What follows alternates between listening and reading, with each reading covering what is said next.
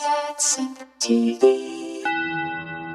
What's up, everybody? JB here for Catson TV. Today we've got a very special episode for you. Today is episode 666, and so rightfully so, we're talking about Samhain, one of my favorite bands. We're going to get a lot of information in this, so buckle in. Hope you're ready. Before we get started, I want to ask you to please subscribe to this channel for more cultural content coming out regularly.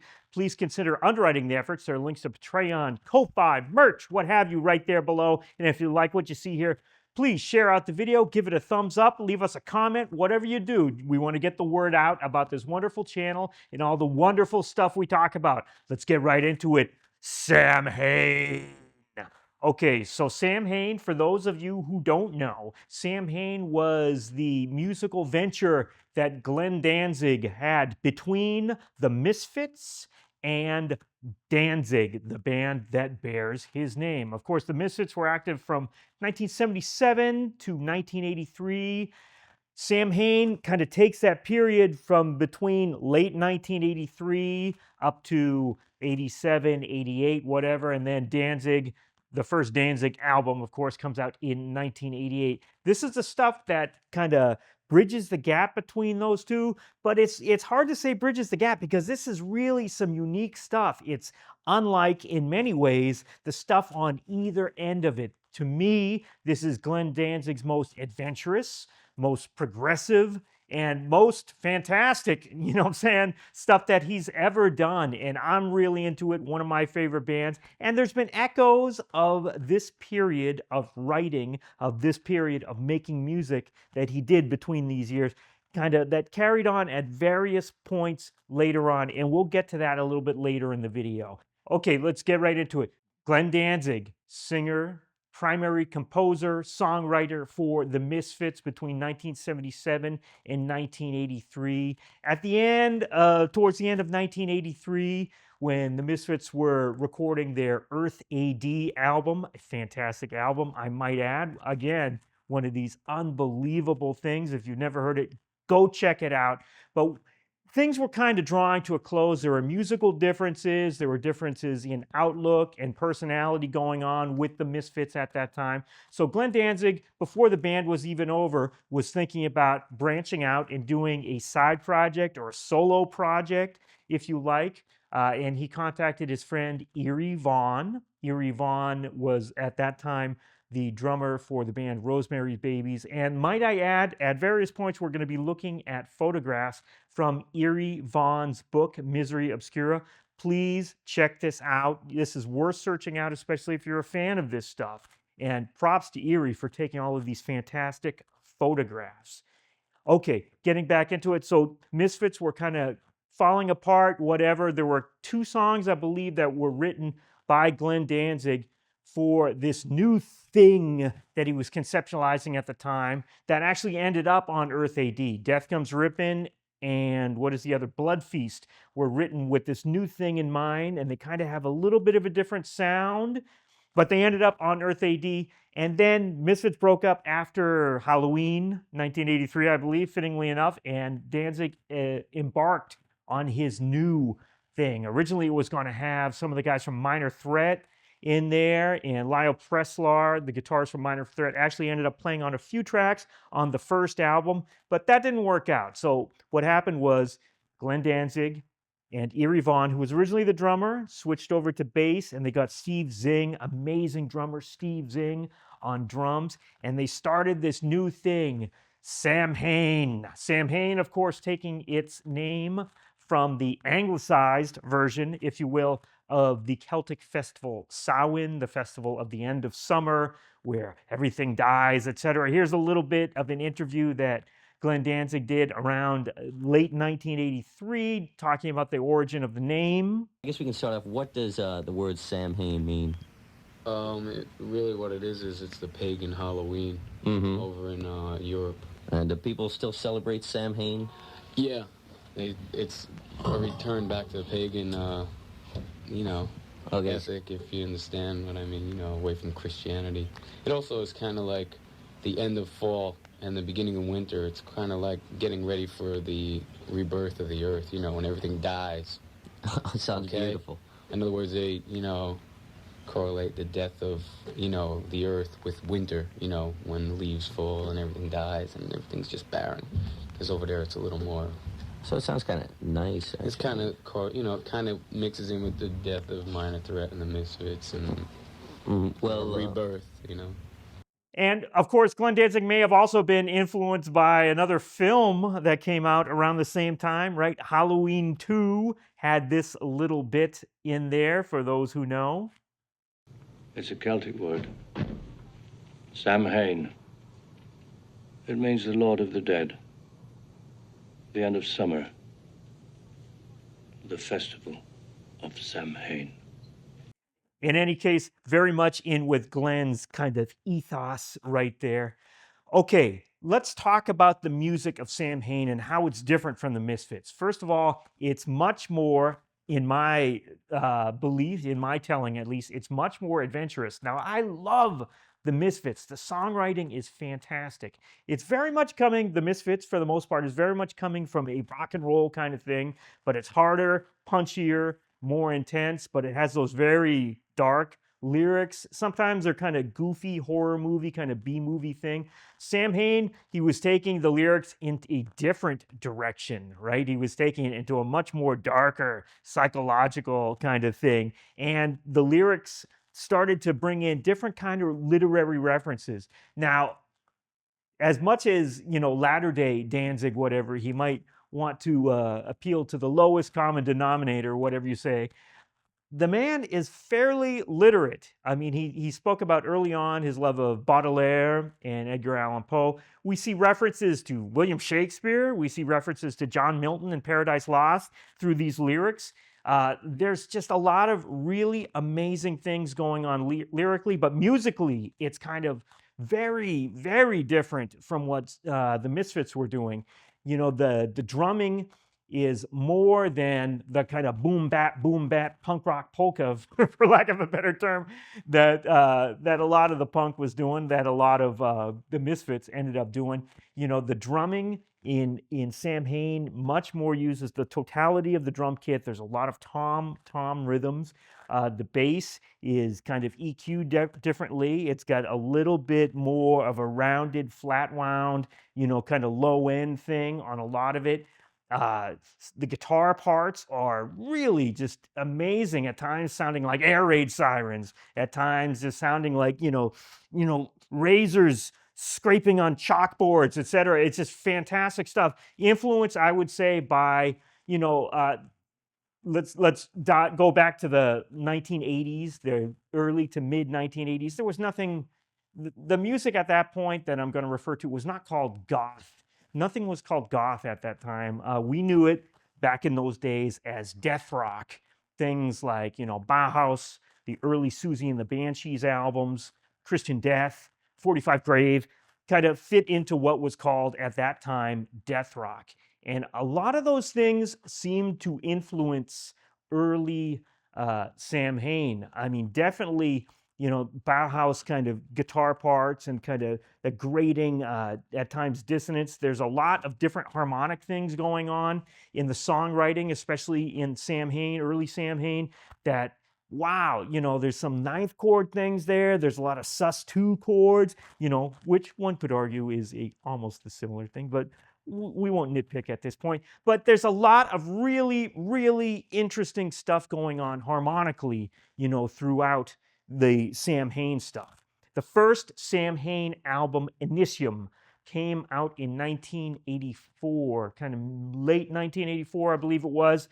Fantastic stuff. Initium, of course, being Latin for beginning, a beginning. And of course, this is the new beginning.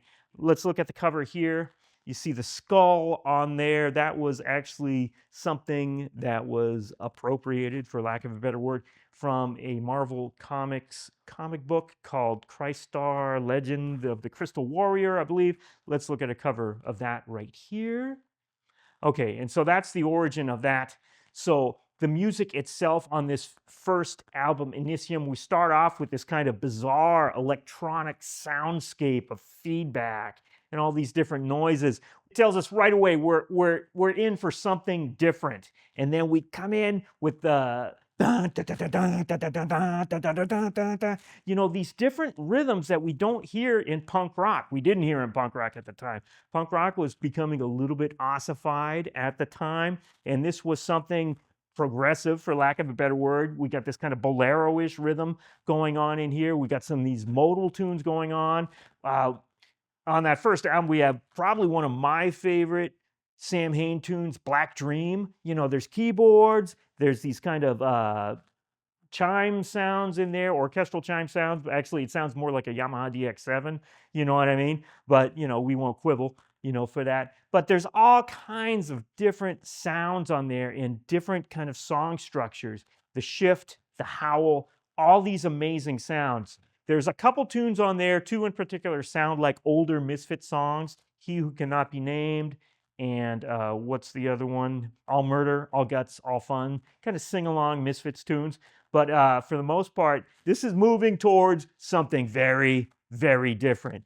The second Samhain release, 1985. For me, actually, this is my favorite of the Samhain albums or discs. This is actually very short. The original release only had 5 tracks on it. The re-release, starting from 1986 and forward, had 6 tracks into it, and we'll get into that in a minute. So Unholy Passion, definitely moving further and further away from kind of standard punk rock things, almost kind of a funky, you know, drum beat vibe in this first thing, this kind of dub bass. Again, I hear a lot of Bauhaus or Sex Gang Children or the other bands like that kind of doing this kind of stuff, but just these moaning kind of backing vocals, these layered backing vocals that Glenn was getting into, using his voice as a percussive instrument at time. Oh, ha, you know, these kind of interjections in here. Fantastic stuff. Oh my goodness. And I'm telling you, this album is so extreme at points. Some of the tunes on there, The Hungry End, I Am Misery, just go really far out. Like I said, you know, you got these kind of single note, dissonant, you know, guitar lines going over these churning rhythms underneath. Really, really amazing stuff. This album actually exists, if you like, in 2 different versions. There's the original version, the EP that, as I said, that came out in 85 with 5 songs. Starting from 1986 and forward, Glenn redid all of the guitar parts himself, restriped some of the vocals, and remixed the entire thing from the ground up, and actually added another tune. As I said, I talked about I Am Misery, the tune on there a little bit. There's a new track starting from 1986 forward called Misery Tomb, which was essentially just all of the layered backing vocals and bass notes from I Am Misery, just existing as itself in this kind of long, kind of very bizarre, almost ambient kind of tune.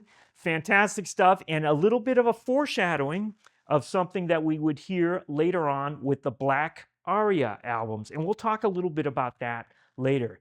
As I said, the second Samhain release, my favorite release. Moving on to the third one, we have what is most people's favorite Samhain release, November Coming Fire. Fantastic album, came out in 1986. Originally, on the vinyl, the A side was kind of the more conventional, more structured, more accessible songs, and side B was the weirder stuff. So it's kind of front loaded with the hits, if you like, and the second side gets into the very strange stuff. But yeah, right out the gate, starts off with this really interesting instrumental, Diabolos 88.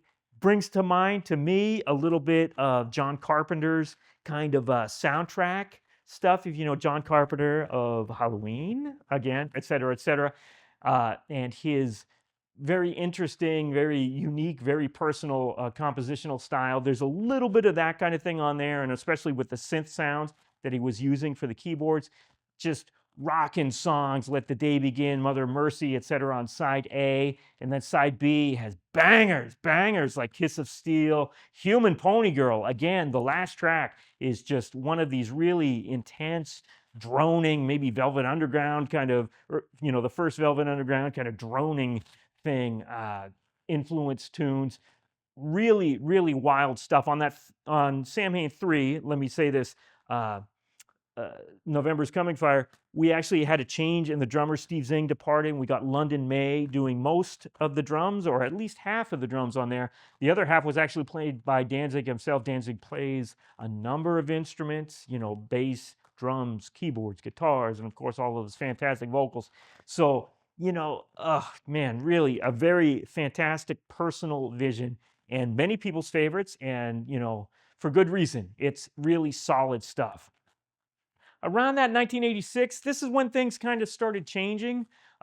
Rick Rubin kind of comes into the picture. Late 1986, sees Samhain doing a performance in New York and is really taken by Glenn as a singer and a composer, not so much for the rest of the band. It tries to, you know, he gets involved. Most of that original band is let go at that time, so it's down to at least just Danzig and Eerie Vaughn. There's a number of recordings that are started in 1987, right, that appeared a few years later, around 1990, 91. I think it was 1990, actually, when Samhain's Final Descent came out, and we got some of these transitional recordings from 1987. They sound very... these recordings that appeared on this album are very much kind of demo-ish sounding.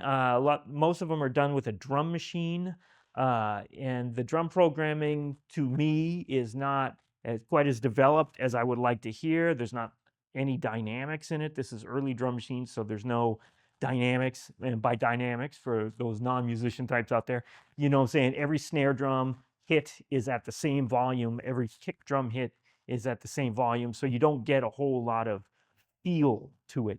They're all falling in the same place at the same tempo, at the same, you know, so you don't get much feel to it. So it's interesting. So yeah, let's look right now at Samhain Final Descent. As I said, the original release of it was these previously unreleased recordings, and the second side of the original was once again all of the Unholy Passion remix. Unholy Passion remixes first had appeared on a kind of 2-for-1 CD release of Initium and Unholy Passion back in 1986. And then we got it here again, and it was just like, for me, it was like, what the hell? I already got all this, you know what I mean? And it's just like, but, you know, I bought it for the previously unreleased stuff. This unreleased stuff, you know, there's some good stuff on there. Don't get me wrong. Again, it starts off with another instrumental that sounds like a John Carpenter thing, right? Then we go into, you know, Descent. Fantastic tune. Again, maybe a lot of people aren't catching up on this kind of thing, but it based on John Milton, you know what I mean? Paradise Lost, and it's just like, what is going on here? Fantastic, amazing stuff. You know, and number tunes on there, Lords of the Left Hand, etc. Good stuff, but again, not as essential. This album is really only for the diehards. So on this CD re-release, I came with the box set, right? We're looking at the box set right here. And let me just note, anyone who goes out looking for this box set, good luck. Good luck, because you're not going to find it. All of this stuff is out of print for whatever reason. It hasn't remained in print. Maybe, you know, we're waiting around for the right time to re-release it. I'm not exactly sure what the reason is. And Glenn Danzig doesn't believe in streaming. And good for him, you know what I'm saying? He knows the value of his work, so he doesn't allow his stuff to go up on those streaming services. I'll say it that way without naming names, etc. But it doesn't help the cause to not have this stuff in print, because this is fascinating music for those who want to search it out. Okay, again, so let's look. Going back to Final Descent, let's take a look at it. So the first batch of songs on here from the original release. We've also got demo versions of Twist of Cain and Possession, which would later appear on the first Danzig proper album. These are these don't even sound like multi-track recordings. This sound like maybe a 2-track recording done like off a PA mix or something like that. You know, these are very rough recordings. Okay, and a version of Trouble, the Thomas and Schumann Elvis Presley tune, and of course, you know, everyone knows Danzig as the evil Elvis, etc., because of the tone of his voice and so on. Fantastic stuff. But again, Samhain Final Descent is only for the diehards. Also included in the box set was the CD, Live Samhain 85-86. Just as the name would imply, it's all live material from the 85 and 86 tours. Glenn Danzig on vocals, Eerie Vaughn on bass, Pete Marshall, also known as Damien, on guitar. And then for the 1985 material, you had Steve Zing on drums. 1986 material, you had London May. Just really intense stuff. A couple Misfits tunes thrown in there as well. Death Comes Rippin', London Dungeon. Absolutely essential. Wow. Okay, so again, Samhain started transitioning into Danzig the band. When the first Danzig album came out, just the eponymous Danzig, right? It wasn't for me, and it's not really for me. You know, some people swear by those first four, let's say this way, Danzig albums, Danzig 1, 2, 3, and 4. They're not for me. You know, I mean, especially the mix of that first album was very much a Rick Rubin of the day kind of mix. Same mix that he had for the Cult. If you remember the Cult's album Electric, right about the same time. That same kind of very dry, very sparse mix, like basically no overdubs, just bass, drums, guitar, and some vocals. You know, it sounds like, you know, the Chuck Biscuits, who was playing drums at the time, Chuck Biscuits, of course, from DOA, Black Flag, Circle Jerks, etc., does a lot of these kind of ride cymbal patterns, the same kind of patterns that we heard on the Cult album. He's hitting the ride cymbal right on the bell. Sounds like there's an SM57 about 2 inches away from the bell, so it's ping, ping, ping. I don't know. I'm not into it, but you know, other people swear by it, and that's fine. That's fine. You know, there's room for all of us in this world. You know what I mean? So those first three, like I said, are not for me. But let me put it this way. We want to talk about the things where the spirit of Samhain starts coming out again, starting with Danzig 4. Danzig 4, 5, and 6 are, to me, kind of my favorite Danzig era albums. Danzig 4 had some very strange things on there, Sadistical, Can't Speak, you know, some other tunes where, you know, it got away from the kind of verse chorus, you know, bridge thing that he was doing on those first three albums and got back to the kind of more adventurous songwriting that we heard back in Samhain. But Danzig 5. Now, this is the album that gets all the hate in Danzig world, right? Danzig fans hate this album. I definitely am in the minority when I say this is actually my favorite Danzig album. This one, you know, this was kind of previewed between Danzig 4 and 5. There was that, what's called X-Files, did kind of tribute album or something like that. Songs inspired by the X-Files, and there was a Danzig track on there called Deep that kind of previewed what was going on, you know, in this kind of, you know, in-between period between 4 and 5. You know, there was a drum machine thing and more keyboards and synthesizers. Danzig 5, we go way deep in that territory. You know what I'm talking about? He must have been listening to some Nine Inch Nails, Skinny Puppy, Ministry, what have you at that time, and said, I'm going to go in that little bit of a direction. He's singing, you know, a lot of the times on most of the tracks, he's singing, the voice is distorted somehow. It's, you know, going through a distortion, a phaser, this and that, you know. It's very different, you know. It's the songwriting is very different. There's a lot of grimy keyboard sounds. It's just like, it's just, I'm totally into it. I'm totally into it. Man, and Joey Castillo playing drums on this is just like tearing it up on the drums. And Glenn's playing almost all of the other instruments. So it's really, really great. I love it. You don't love it? That's okay. Leave me a little note down there in the comments. Tell me what your favorite is. And do you Samhain fans out there feel the same way I do about these kind of Danzig 4, 5, and 6? Okay, Danzig 6 continues on a little bit more in that direction, the kind of metal and kind of distorted thing, but it pulls back some of the industrial, if you like, quote unquote, elements and moves more back in towards the metal thing. And then from Danzig 7, 8, et cetera, moves back towards what he was doing before. All right, special note must also be given to the two Black Aria albums that he put out. The first Black Aria 1 came out in 92, I believe. Black Aria 2 came out in the early 2000s, 2006 or so. I don't remember the date offhand, but these are instrumental, kind of keyboard and sample-driven albums. These are not albums for if you like kind of the Danzig bluesy rock thing, and that's all that you like out of what he did, these albums are not going to be for you, because although he does sing a little bit on it, it's more like the singing that we heard on that track, right? Misery Tomb back there. It's kind of wordless, and there's like chants and like layered harmonies. For me, the first Black Aria album from 1992 isn't quite as successful for me. I don't enjoy it quite as much as I enjoy the second one. The first one, very much keyboard, kind of string sound driven. He's going for more of, I don't know, a sort of sound tracky kind of vibe.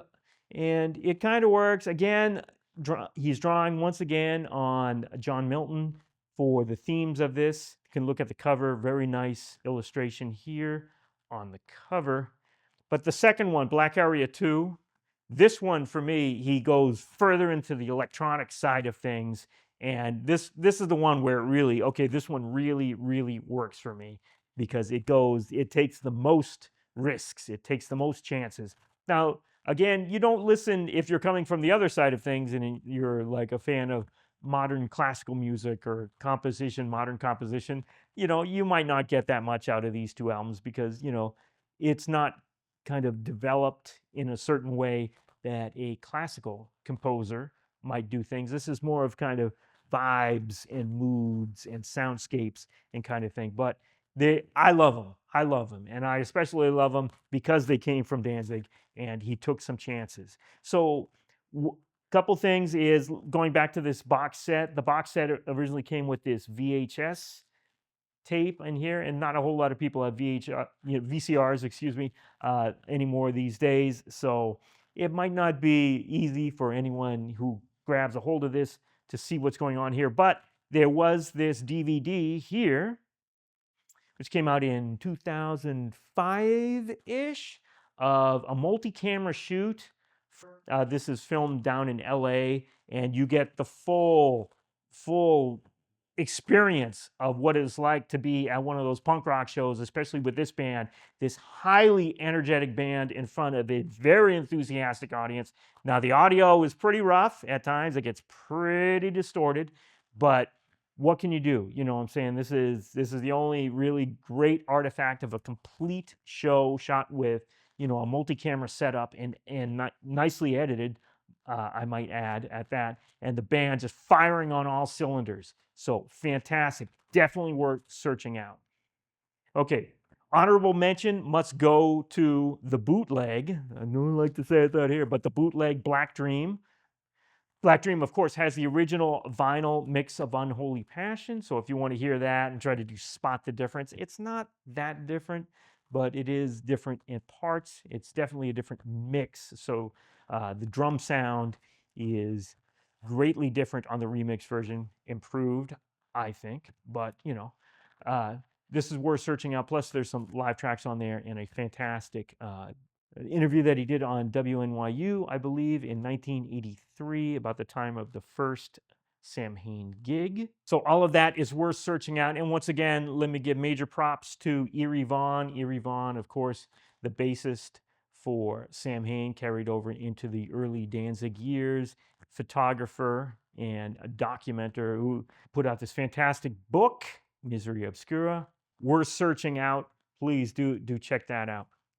Summing up, okay, fantastic band. Like I said, I saw this band back in 1985, and it was one of those kind of life-changing events. I mean, it was just a fantastically powerful band, amazing live. Just like, I can't believe when I'm witnessing the singing is like, this is a punk rock singer who can actually sing and really sing. You know what I mean? Fantastic songwriting that was moving beyond what punk rock was at the time, more ambitious than what was going on, bringing in different instrumentation, kind of moving in different towards different harmonic areas.